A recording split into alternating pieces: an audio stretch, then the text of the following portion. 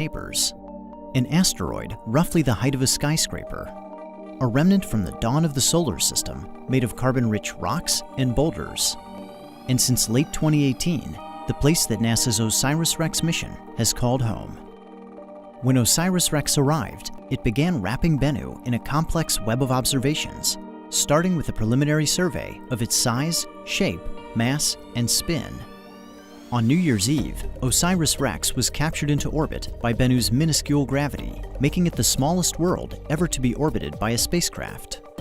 In early 2019, it broke orbit to conduct a detailed survey. A series of sweeping passes allowed OSIRIS-REx to study geological features at different latitudes and times of day, enabling stereo imaging and landmark-based navigation.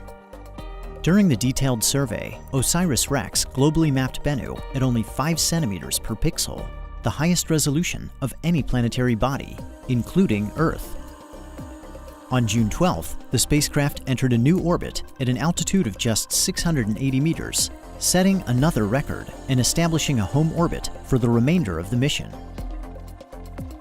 In September, it began reconnaissance on 4 candidate sample collection sites, potential locations on Bennu to touch down and collect a sample later in the mission. OSIRIS-REx concluded its first year at Bennu back in orbit, circling the asteroid's terminator, or boundary between day and night. Here, outside forces acting on the spacecraft are balanced, allowing it to orbit within the same plane over time. Reconnaissance resumed in early 2020 with close flyovers of the primary sample collection site Nightingale and the backup site Osprey. In mid-April, OSIRIS-REx performed the first of 2 rehearsals prior to sample collection.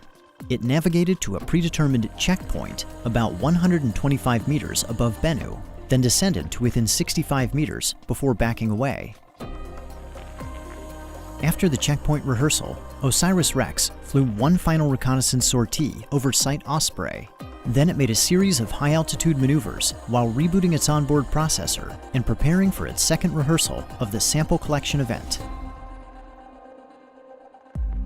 On August 11th, OSIRIS-REx departed its home orbit and made a 4-hour traverse to Bennu's northern hemisphere, retracing its earlier path.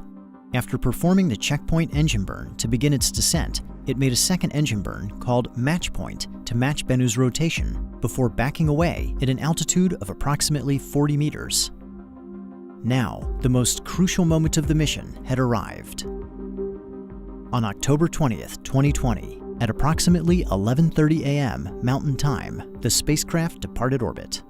A few hours before, mission controllers on Earth had sent the commands for the Touch-and-Go Sample Collection Maneuver, or TAG. As they watched with anticipation, OSIRIS-REx steered itself to sample site Nightingale, maneuvering toward the small crater at the walking pace of a spider. At 4:11 p.m., the mission received confirmation. OSIRIS-REx had touched down and collected its sample. Following TAG, the spacecraft drifted to a safe distance away from Bennu. By the end of October, mission controllers determined that it had exceeded its goal of collecting 60 grams of asteroid material. They directed it to stow the sample in preparation for return to Earth. Before departing Bennu, OSIRIS-REx was given one final task. On April 7th, it flew over Site Nightingale to observe how the sample collection event had changed the surface. And with that, OSIRIS-REx had recorded its mark on Bennu and spun the last strand of its web.